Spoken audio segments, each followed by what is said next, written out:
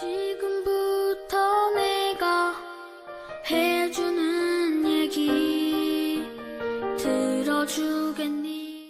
할렐루야. 1월 6일 목요일 새벽입니다. 죄 많은 이 세상은 내 집안이네. 찬양 올려드리겠습니다. 죄 많은 이 세상은 내 집안이네. 내 모든 보화는 저 하늘에 있네. 저 천국 문을 열고 나를 부르네. 나는 이 세상에 정들 수 없도다. 저 천국에서 모두 날 기다리네. 내 주 예수 피로 죄 씻음 받았네. 나 비록 약하나 주님 날 지키리. 나는 이 세상에 정들 수 없도다. 저 영광의 땅에 나 길이 살겠네. 손잡고 승리를 외치는 성도들, 의기쁜 찬송 하늘 울려 퍼지네. 나는 이 세상에 정들 수 없도다. 오 주님 같은 친구 없도다. 저 천국 없으면 난 어떻게 하나. 저 천국 문을 열고 나를 부르네. 나는 이 세상에 정들 수 없도다.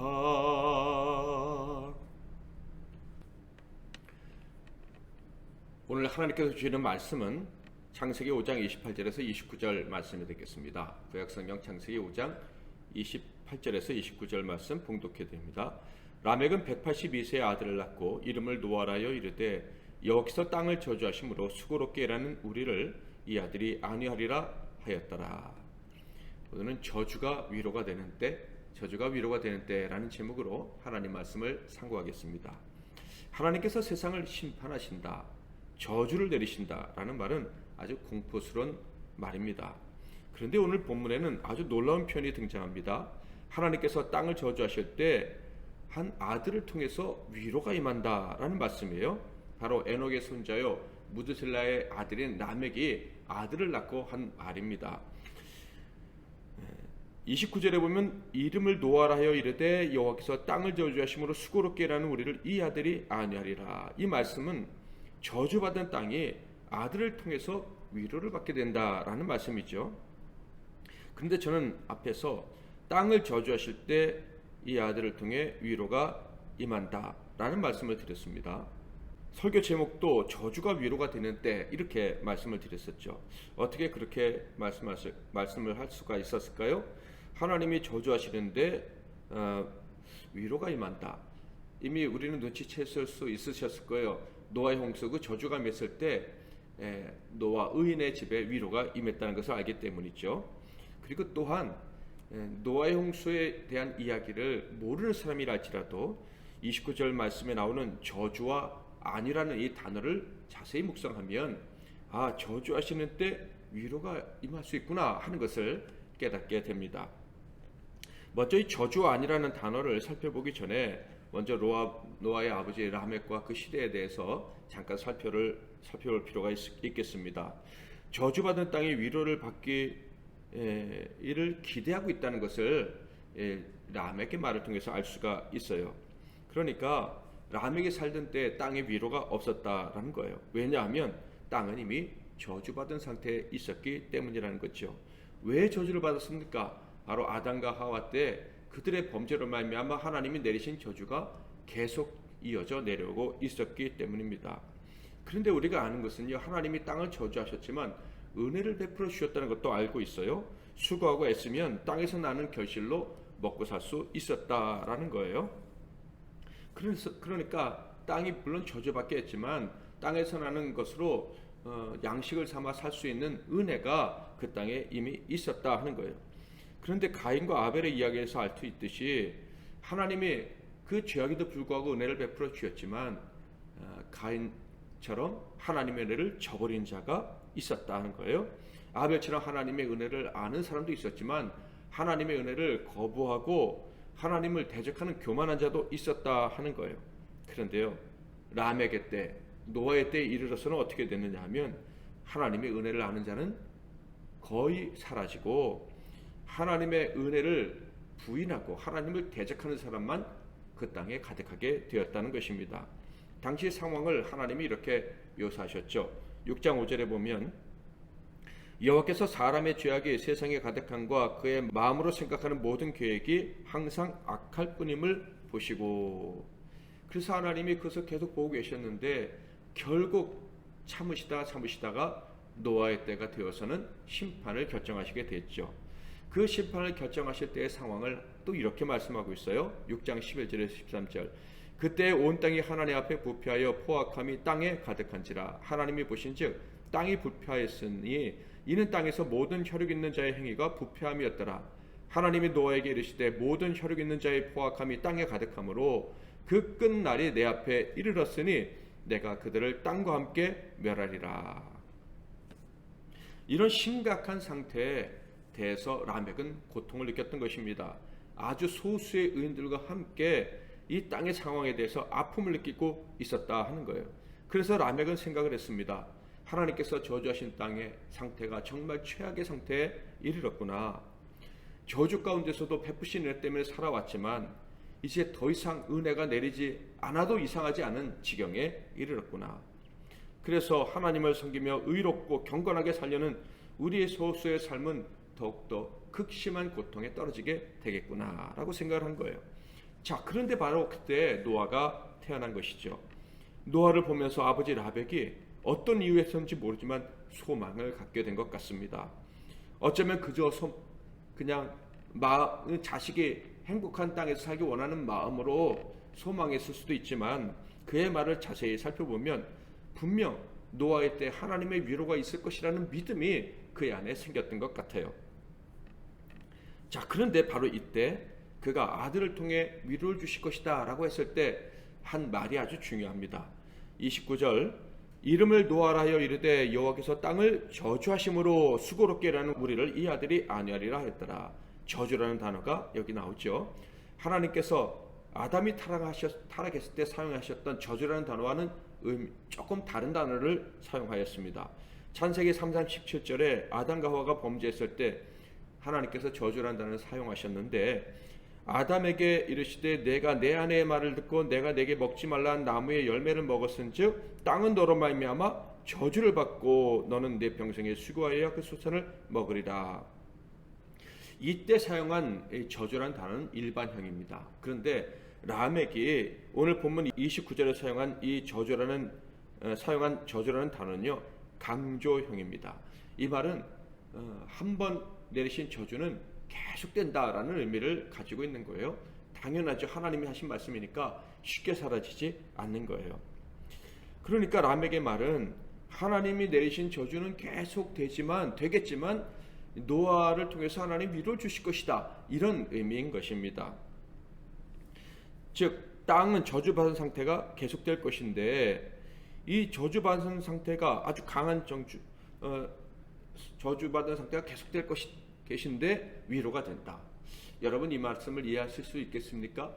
신약시대에 사는 우리는 이해할 수가 있습니다. 진정한 위로는 언제야만 가능합니까? 예수가 오셔야만 가능한 거예요. 예수가 오시기 전에는 이 땅은 계속해서 저주받은 상태로 있을 수밖에 없는 거예요. 자, 그렇다면 저주는 계속되는데 노아는 어떻게 이 저주받은 땅에 사는 사람들을 위로할 수가 있을까? 그는 메시아가 아닙니다. 그의 이름이 비록 위로라는 의미를 가지고 있지만 완전히 저주받은 상태에서 사람을 끌어내어 완전한 위로로 이끌어갈 수는 없는 거예요. 자, 그렇다면 노아를 통해서 주시는 위로는 어떤 것일까? 29절에 나오는 또 단어를 통해서 우리는 짐작할 수가 있습니다. 이 단어를 연구할 필요가 있는데요. 29절을 한 번 더 읽겠습니다. 이름을 노아라 하여 이르되 여호와께서 땅을 저주하심으로 수고롭게 일하는 우리를 이 아들이 안위하리라 하였더라.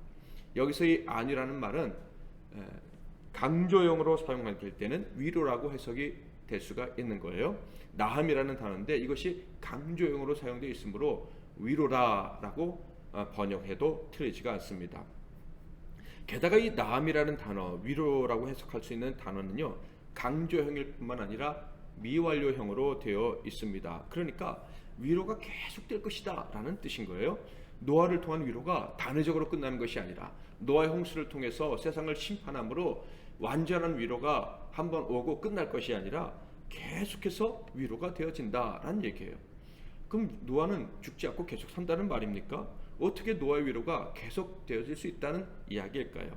여기서 우리는 아주 중요한 사실을 깨닫게 됩니다.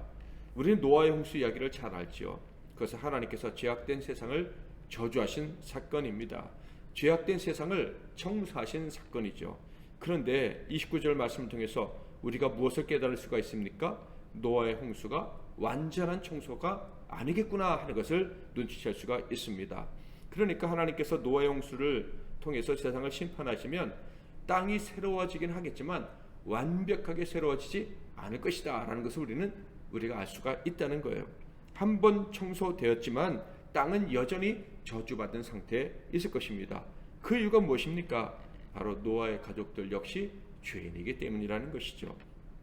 그러니까 그들이 죄인이지만 하나님의 은혜를 입고 의롭게 살려면 이 죄악된 땅, 타락한 땅, 저주받은 땅에서 무엇이 필요하겠습니까? 위로가 필요한 거예요. 위로가. 그러므로 이 말씀은요, 우리에게 위로를 주시는 말씀입니다. 소망이 되는 말씀이에요. 땅에 임한 저주는 계속되겠지만, 그래서 의인들, 경건하게 살고자 하는 자들은 계속 고통을 받겠지만 하나님의 위로는 계속될 것이다 라는 소망을 갖게 되는 거예요. 그래서 노아의 홍수는요, 언약 사건이라고 하잖아요. 무지개를 보고 노아 언약, 홍수 언약 이렇게 이야기하지 않습니까? 무슨 말입니까? 세상은 여전히 죄악으로 타락했지만 하나님은 그들을 구원하시겠다는 약속을 지키실 것이다. 땅은 저주받아 의인들은 고통을 받겠지만 의인들은 반드시 살려낼 것이다 라는 언약이 바로 노아의 홍수다라는 거예요. 그러므로 우리는 놀라운 깨달음을 얻어야 합니다. 세상이 저주받은 상태임을 우리가 느끼고 마음의 고통을 느낄 때마다 하나님의 위로가 임할 것이다. 하나님의 위로를 기다려도 된다라는 거예요. 만약 땅이 저주받은 상태인 것을 모르는 사람이 있다면, 그래서 그들 앞에 심판이 임할 것이라는 것을 모르는 사람이 있다면 그러한 자들의 삶은 저주로 점철된 삶이 될 것입니다. 저주가 연속될 것이다 라는 말씀이에요. 그럼에도 불구하고 그들은 위로를 기다리지 않겠죠. 시집가고 장가가고 세상의 즐거움을 추구하다가 어느 날 갑자기만 심판을 당하게 될 것입니다.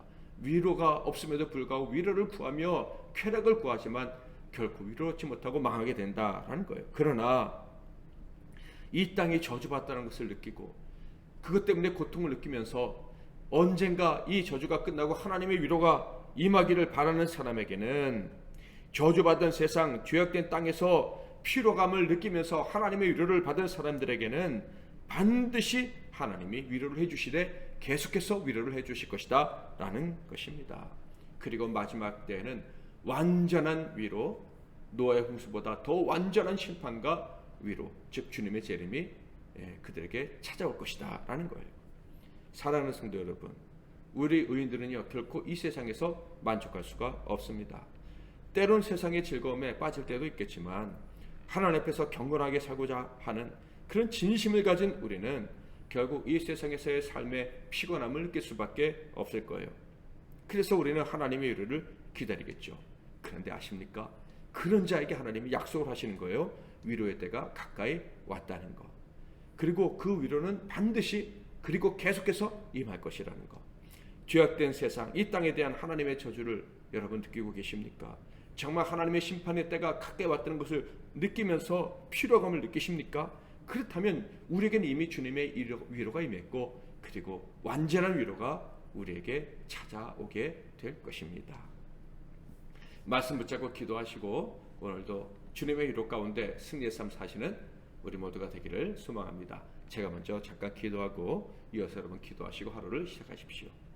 하나님 아버지, 우리에겐 하나님의 위로가 영원토록 함께하는 줄 오늘 말씀을 통해서 확인하고 감사와 찬송과 영광을 올려드립니다. 하나님의 위로는 절대 끝나지 않고 언제나 계속될 것임을 기억하고 이 죄악된 세상의 피로감을 이겨내는 저희들 모두가 되게 하옵소서.